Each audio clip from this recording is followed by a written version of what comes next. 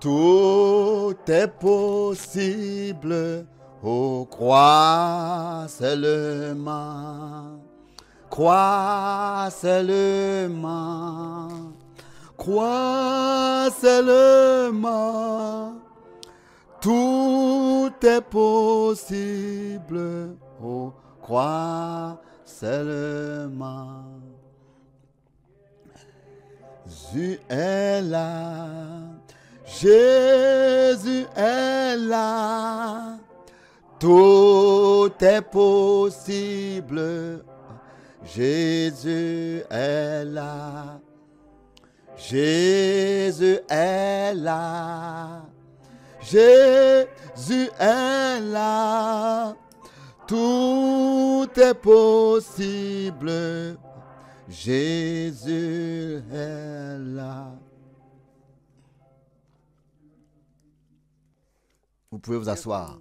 Nous sommes tant reconnaissants à Dieu et je suis conscient que nous avons écouté et que la parole de Dieu a pénétré nos cœurs et que nous avons compris ce qui compte et de quoi il s'agit, que tout va ensemble, la parole, l'esprit, l'enseignement, la partie prophétique, tout ce qui fait partie du dessein du salut de Dieu, ou alors appartient. Aujourd'hui, en ce jour de Pentecôte, nous ne pouvons rien faire d'autre que de lire dans les Actes des Apôtres, le 2e chapitre, dès le premier verset jusqu'au verset 4. Actes des Apôtres, chapitre 2, verset 1 jusqu'au verset 4.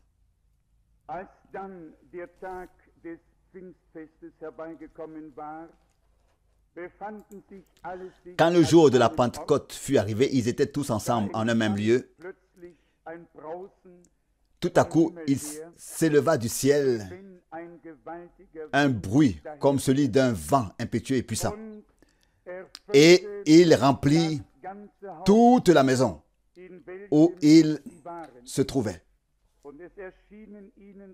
Des langues leur apparurent comme du feu se divisant en petites flammes, et une se posa sur chacun d'eux. Ils furent tous remplis du Saint-Esprit et se mirent à parler en d'autres langues selon que l'Esprit leur donnait de s'exprimer. Brièvement, ici, ce grand événement est décrit. Il y a en termes d'histoire du salut la naissance du Seigneur Jésus-Christ notre Seigneur. Il y a son ministère, ses douleurs, ses souffrances, sa mort, sa résurrection, sa montée au ciel. Et il y a ce grand événement du déversement du Saint-Esprit.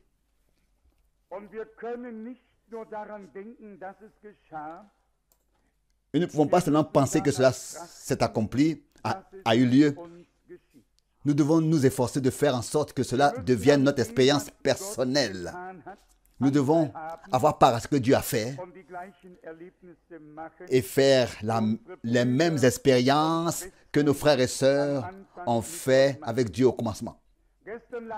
Hier, nous lisions cette parole. Tenez-vous sur les chemins, regardez et sondez les sentiers d'autrefois, lequel est la voie du Seigneur, du salut. Marchez-y ensuite. Ici, la voie du salut nous est montrée dans Actes des Apôtres 2. C'est comme ça que Dieu a commencé l'Église du Nouveau Testament. C'est comme ça qu'il l'a inauguré, consacré.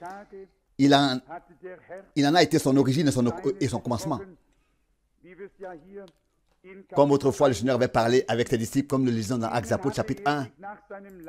Dans Actes des Apôtres 1, au verset 3, après qu'il eut souffert, il leur apparut vivant et leur en donna plusieurs preuves, se montrant à eux pendant 40 jours et parlant des choses qui concernent le royaume de Dieu avec eux.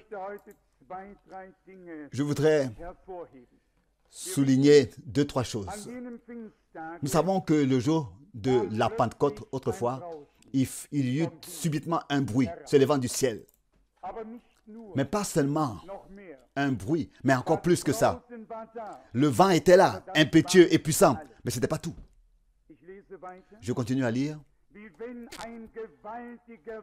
Comme celui d'un vent, impétueux et puissant.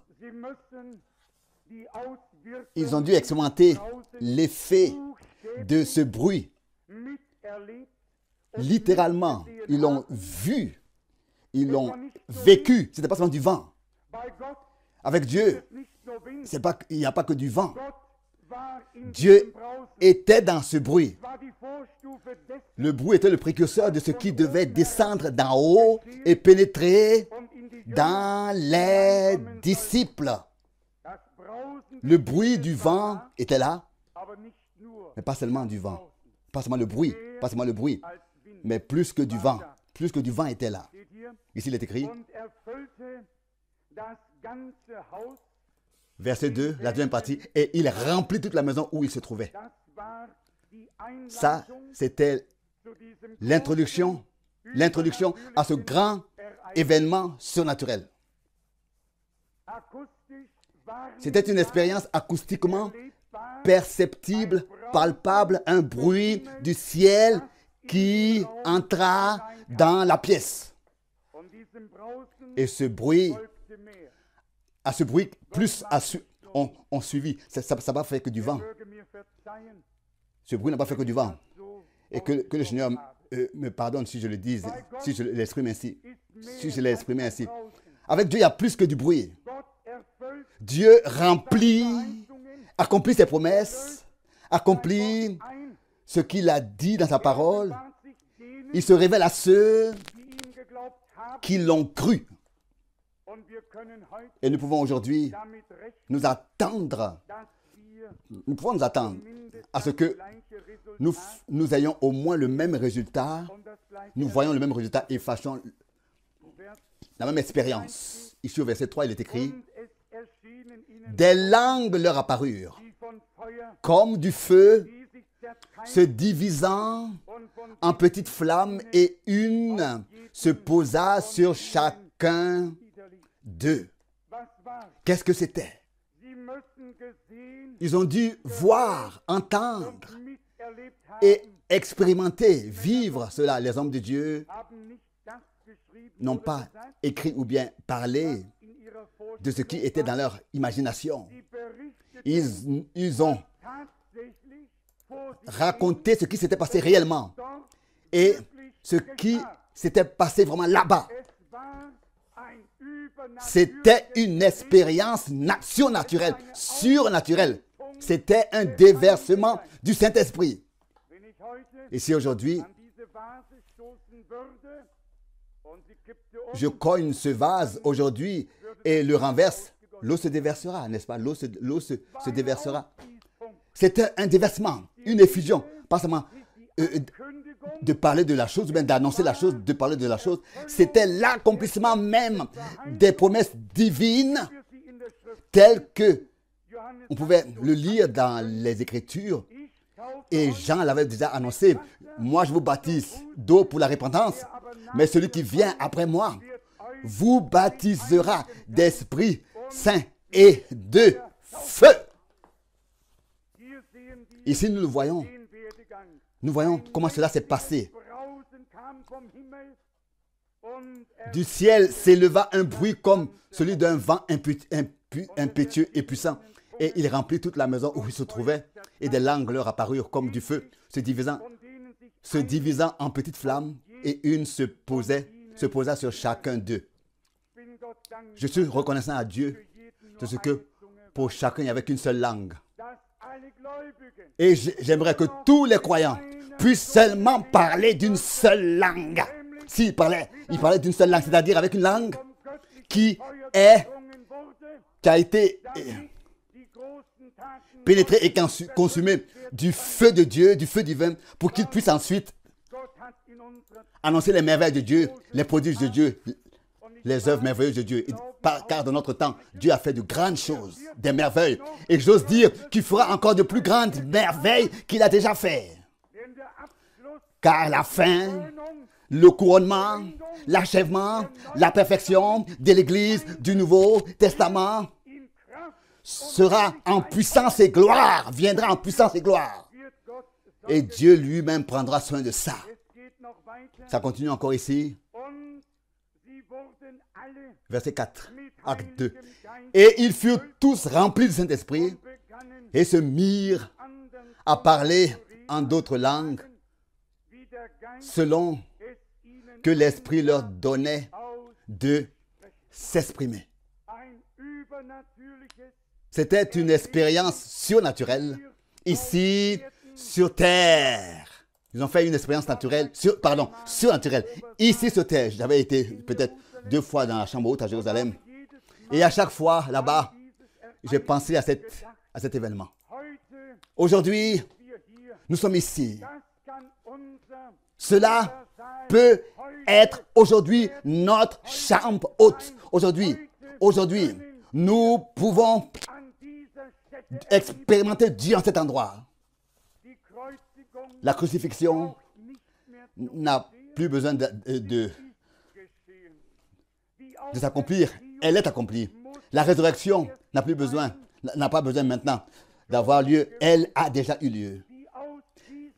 Le déversement, l'effusion du Saint-Esprit ne doit pas maintenant venir. L'Esprit de Dieu est déjà déversé et a été déjà répandu sur toute chair.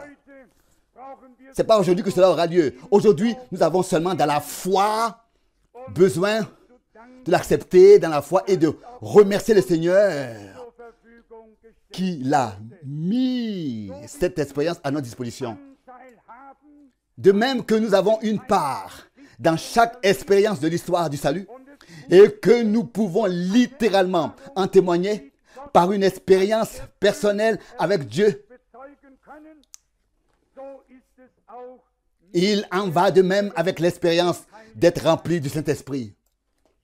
Chacun doit recevoir, accepter, expérimenter Jésus-Christ comme sauveur personnel. Chacun qui a vraiment cru doit suivre le chemin biblique par la repentance et le baptême d'eau et faire l'alliance d'une bonne conscience avec Dieu. Et ensuite, chacun doit faire cette expérience-là d'être rempli du Saint-Esprit. Pour nous, un rappel de cela ne suffit pas. Nous voulons avoir cette expérience et faire cette expérience pour pouvoir la voir comme elle a été accordée à nos frères et sœurs au commencement. Aujourd'hui, ici, il s'agit de plus que ce dont nous voyons ici. Il y a beaucoup plus que ce que l'on peut voir ici. Je crois que c'est l'un des frères qui l'a exprimé ici. Il s'agit de la vie de Dieu qui a été mise dans l'Église. Il s'agit, quand on lit Actes des Apôtres 2, de beaucoup plus que ce que nous puissions lire ici. Et nous allons dans Jean 1, au verset 4. En lui était la vie. Et c'est la vie qui était la lumière du monde. Ou bien alors des hommes. C'est en Jésus-Christ que la vie de Dieu était. C'était même le sang divin, le sang de Dieu qui a coulé. Ça, vous pouvez le lire dans Actes des Apôtres, le chapitre 20, au verset 28. Actes des Apôtres, chapitre 20, verset 28. Prenez donc garde à vous-même et à tout le troupeau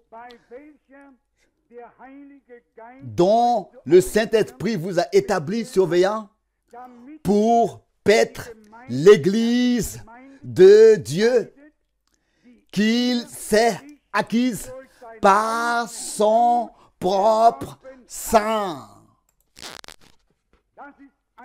Ça, c'est une parole merveilleuse. Le sang divin dans un corps humain, le sang divin dans un corps humain, parce que Jésus notre Seigneur n'était pas moins que Dieu lui-même manifesté en forme humaine. Emmanuel, Dieu avec nous. Et nous savons que dans Lévitique, le chapitre 17, au verset 11, il est écrit, Lévitique, chapitre 17, verset 11, ici il est écrit, car la vie du corps est dans le sang. Et je l'ai mis à part pour vous sur l'autel, afin que par lui, vous obteniez l'expiation de vos péchés. Car c'est le sang qui produit l'expiation par la vie qu'il contient. Cela ne peut pas être exprimé plus clair que ça. Dans le sang de Dieu, de Jésus, le sang divin de Jésus, la pleine réconciliation avec Dieu a eu lieu, a été accomplie. C'était le grand jour de réconciliation de Dieu avec l'humanité. Les hommes ne se perdent pas, ne périssent pas parce qu'ils ont péché. Les hommes périssent parce qu'ils ne croient pas que leurs péchés sont pardonnés et que les fautes ont été expiées. Ici, il est écrit que la vie est dans le sang et que l'expiation est produite par la vie qui est dans le sang. C'était la vie divine, la vie de Dieu qui coulait dans ses veines, Et vous, mes bien-aimés, au moment où la rédemption fut accomplie, ce sang, cette vie de Dieu a été libérée pour revenir sur la troupe rachetée. Pour pouvoir revenir sur la troupe rachetée. Plus qu'un bruit. Impétueux, puissant, plus qu'un vent, plus que parler, plus que des langues de feu divisées en petites flammes, plus qu'un parler en langue. C'était la plénitude de la vie divine qui, par le déversement du Saint-Esprit, est venue dans l'Église.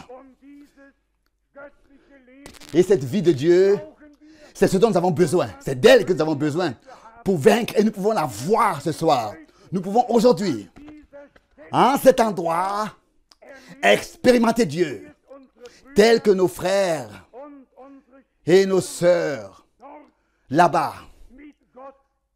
l'ont expérimenté avec Dieu. Je vous pose la question aujourd'hui, maintenant. En quoi? Où se situe le problème?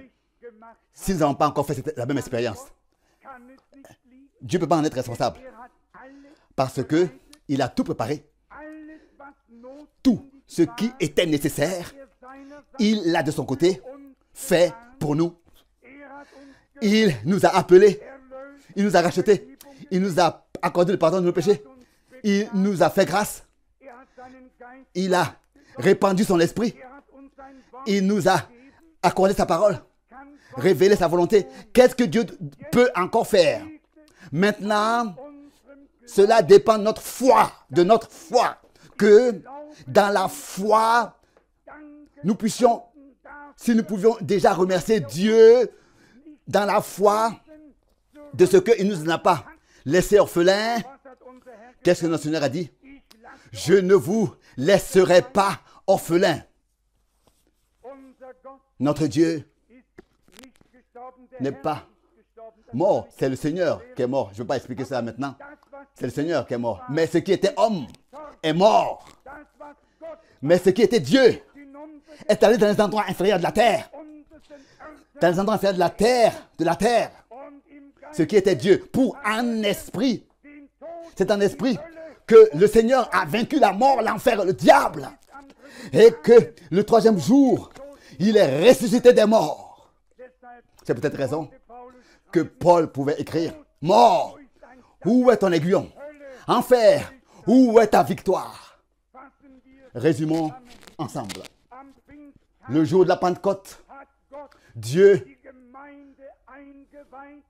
a fait le commencement de l'Église. Il a consacré. Ça, ce fut le commencement. Toutes les autres choses, c'était des préparations. La rédemption avait eu lieu. Mais ils s'étaient éparpillés. Et ils ont été de nouveau rassemblés après sa résurrection. Et le Seigneur les a enseignés sur les choses concernant le royaume de Dieu. Mais le jour de la Pentecôte, la troupe des rachetés, comme corps du Seigneur, ont été joints, constitués de plusieurs membres qui forment un corps pour que le ministère du Seigneur, par la puissance de l'Esprit, puisse être continué.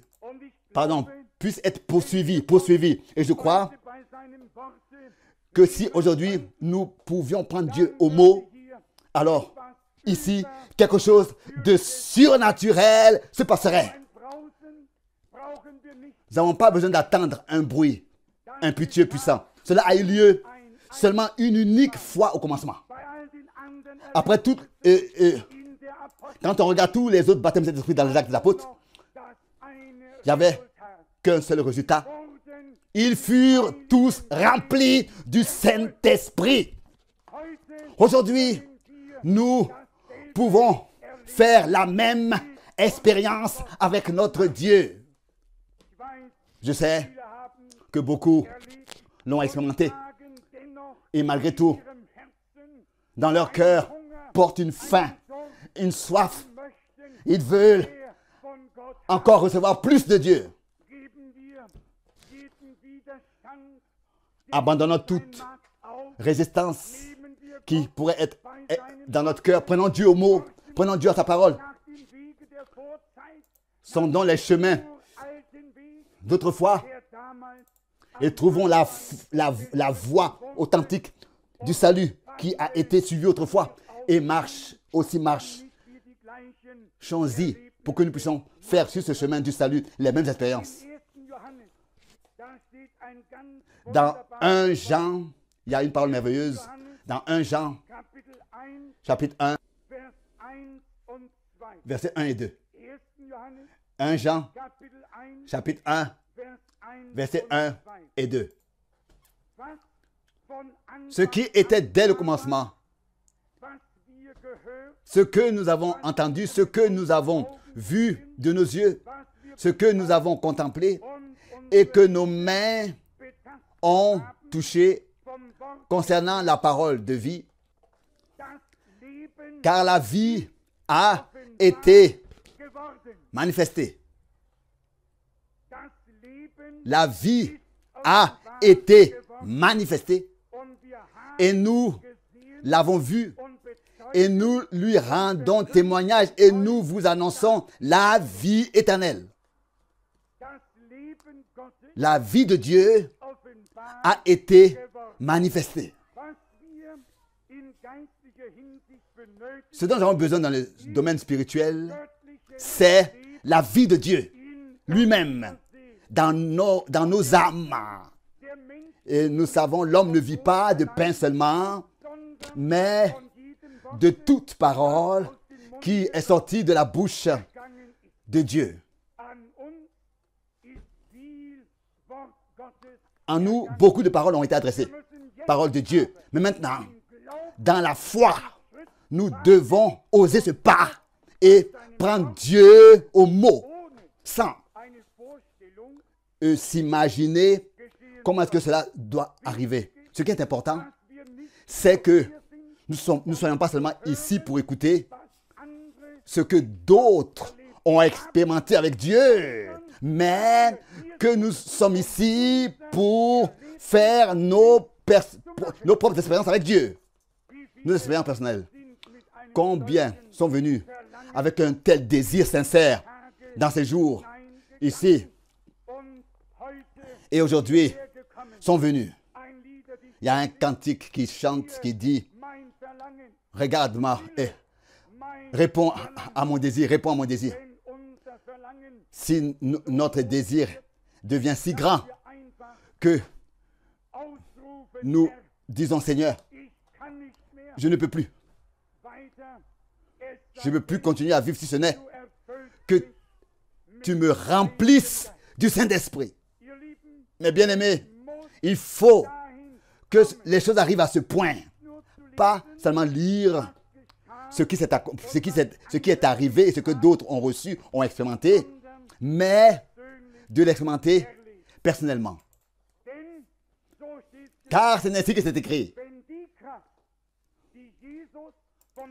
Quand la puissance, si la puissance qui a ressuscité Jésus dans tes morts habite en nous, alors nos corps mortels seront vivifiés, changés par la puissance qui habite en nous. Qu'est-ce qui s'était passé avec Enoch? Enoch marchait avec Dieu. Il avait la parole de Dieu. Et il fut enlevé. Dans la parole de Dieu, dans l'Esprit de Dieu, il y a la puissance de Dieu. La vie de Dieu qui veut se manifester, qui veut produire son effet. La parole doit pouvoir produire l'effet pour lequel elle a été envoyée. Et l'Esprit vient sur ceux qui ont écouté la parole de la promesse divine et confirme la promesse par une expérience personnelle en chacun individuellement avec Dieu. Et c'est peut-être raison que nous sommes ici aujourd'hui. Pas seulement pour écouter, mais pour expérimenter personnellement, pour recevoir. Un désir est là. Sommes-nous d'un commun accord rassemblés au nom du Seigneur? Avons-nous... Nous n'avons rien les uns contre les autres, ou bien il n'y a rien entre nous, entre quoi que ce soit, et que tout a été mis en ordre avec Dieu et les uns avec les autres. Est-ce que nous pouvons venir devant sa face? Tout a été réglé entre nous. Faisons comme ça doit être fait. Apportons tout au Seigneur et croyons que il a réparé tout dégât. Croyons ce qu'il a dit. Je t'ai racheté. Croyons qu'il a ramené l'homme à lui. Je t'ai appelé de ton nom. Tu es mien. Et je vous dis aujourd'hui, c'est de tout votre cœur. Vous prononcez de vos lèvres cette phrase, si vous pouviez le dire. Seigneur, je te remercie de ce que tu m'as sauvé. Tu m'as racheté, tu m'as pardonné, tu m'as accueilli, tu m'as agréé, tu m'as fait grâce. Je peux être ta possession pour ce temps et pour toute éternité. Au moment où vous commencez ainsi à confesser cela de votre bouche, pas parce que, mais pas comme ça de vous-même, mais parce que vous le croyez de votre cœur, sincèrement, alors subitement, vous expérimentez la délivrance et vous êtes rempli de joie et la paix qui dépasse toute pensée humaine remplira vos âmes, votre âme. Et alors, la parole s'accomplit. Vous trouverez du repos pour vos âmes. Le repos de Dieu lui-même. Il y a un repos présent pour le peuple de Dieu. Dans ce monde, tout est un désordre. Les gens sont stressés et en mouvement. Mais Dieu a des hommes sur terre qui ne se laissent pas emporter par l'esprit de ce monde, de ce siècle, emportés par le train de ce monde. Des hommes qui, ici sur cette terre, prouvent leur nouvelle naissance par leur conduite. Comme un frère disait, nous voulons suivre le chemin et marcher et vivre avec Dieu. Que Dieu puisse faire de nous de telles personnes qui marchent dans ses voies et qui font sa volonté et qui se tiennent à sa disposition. Des hommes en qui peut s'accomplir que nous sommes devenus quelque chose pour la louange de sa glorieuse gloire, pour la louange de sa glorieuse grâce. Comme notre frère l'a lu, que celui qui veut se glorifier, qu'il se glorifie dans le Seigneur. Pas le sage se glorifie de sa sagesse et pas le riche se glorifie de sa richesse, Mais celui qui veut se glorifier, qui se glorifie dans le Seigneur, du Seigneur, la sagesse restera en arrière, la richesse restera aussi, et tout le reste, nous le laisserons ici. Mais ce que Dieu aura pu produire en nous, dans notre cœur, dans notre âme, nous le prendrons avec pour aller au ciel. Oui, cela nous fera passer de l'autre côté comme cela, je l'ai dit d'abord. Nous portons les promesses dans notre cœur et ensuite les promesses nous portent. Dieu porte lui-même ceux qui dans la foi et la confiance et le suivent et dans leur cœur ont reçu sa parole comme promesse divine. Ne regardons pas à nous-mêmes, aux uns, aux autres, aux circonstances, à l'environnement, à l'environnement, à la maladie ou bien à la faiblesse. Aujourd'hui, regardons à Jésus. Fixons les regards sur Jésus, celui qui suscite la foi et la rend parfaite. Tous ceux qui regardent à lui ne seront jamais confus. Tous ceux qui se confient en lui, qui mettent leur confiance en lui, ne seront jamais déçus. Si déjà, dans les jours de Moïse, ça suffisait que tous ceux qui avaient été mordus par ces serpents et qui seraient morts s'ils n'avaient pas regardé au serpent d'airain. Si le fait seulement de regarder un serpent d'airain, ils étaient guéris. Qu'est-ce qui devrait se passer avec nous aujourd'hui? C'est tous nous qui avons été trompés par le serpent ancien, nés dans ce monde, sans espoir et sans Dieu. Mais maintenant, nous qui étions éloignés, nous sommes devenus rapprochés. Nous qui étions étrangers, nous sommes devenus les gens de la maison de Dieu. Nous avons reçu la grâce de Dieu. Qu'est-ce qui devrait alors se passer avec nous? Si aujourd'hui, dans la foi, nous fixons le regard sur Jésus, sur la croix, alors au même instant, nous recevrons le salut. Aujourd'hui, nous ne voulons pas seulement avoir écouté ces choses. Et peut-être humblement penser à cela. Oh, ils ont vraiment expérimenté quelque chose de merveilleux. Le jour de la Pentecôte avec Dieu. Non, nous voulons aujourd'hui croire. Croire que cette expérience de la Pentecôte est aussi pour toi et pour moi. Elle est à ta disposition. Elle t'est déjà donnée.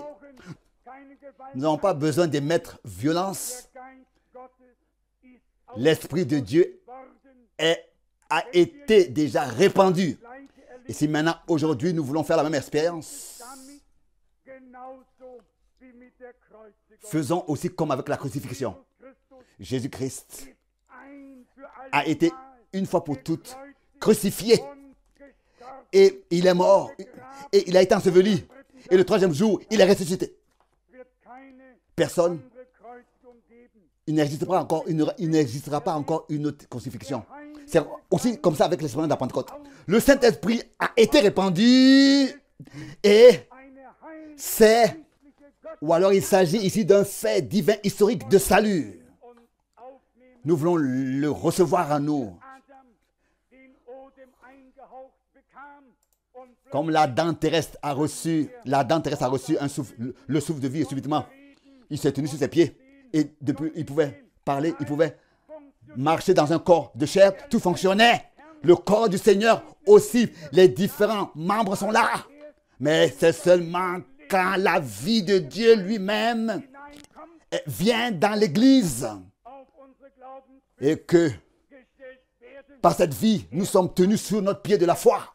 C'est à ce moment-là seulement que tout ce déroulement sans frottement et fonctionnera sans frottement de manière divine. Et je l'attends et je crois que Dieu l'accordera. Car c'est ainsi, tel que c'était au commencement, c'est ainsi que ça doit être maintenant à la fin. Jésus-Christ est le même hier, aujourd'hui et le même éternellement. Il est celui qui baptise encore aujourd'hui d'esprit et de feu. Aujourd'hui, j'ai une demande que nous voulons apporter devant la face de Dieu avec reconnaissance, avec louange, avec allégresse et avec adoration. Pas avec des supplications et des prières mais avec reconnaissance, avec action de grâce devant le trône de la grâce. Venir devant notre Dieu et vous verrez, tel qu'il est écrit, ce qui est écrit va s'accomplir. Psaume 50, verset 23, celui qui offre des actions de grâce en sacrifice, qu'il me loue. Et ça, c'est le chemin du salut que je lui montre. C'est ainsi que notre chemin commence avec Dieu, dans la foi et dans la confiance en lui et en l'œuvre accomplie de la rédemption sur la croix à Golgotha par lui. Le Saint-Esprit vint sur la troupe des rachetés autrefois et le même Saint-Esprit vient maintenant sur la troupe des rachetés. Par sa grâce, nous pouvons nous compter à cette troupe. L'Esprit de Dieu, c'est la puissance de Dieu, et la vie de Dieu. Tout est contenu en cela. Que cela nous soit accordé dans l'adoration. Aujourd'hui, dans la foi de tout notre cœur, de remercier le Seigneur et de lui apporter des actions de grâce. Et que cela soit ainsi, que ce soit aujourd'hui, qu'ensemble, d'un commun accord, dans l'adoration et la louange, dans l'allégresse, nous venons devant la face de Dieu. Et vous verrez que Dieu se tient sur ce qu'il dit, garde et confirme sa parole, et qu'il l'accomplira. Loué et exalté soit son Saint-Nom. Amen.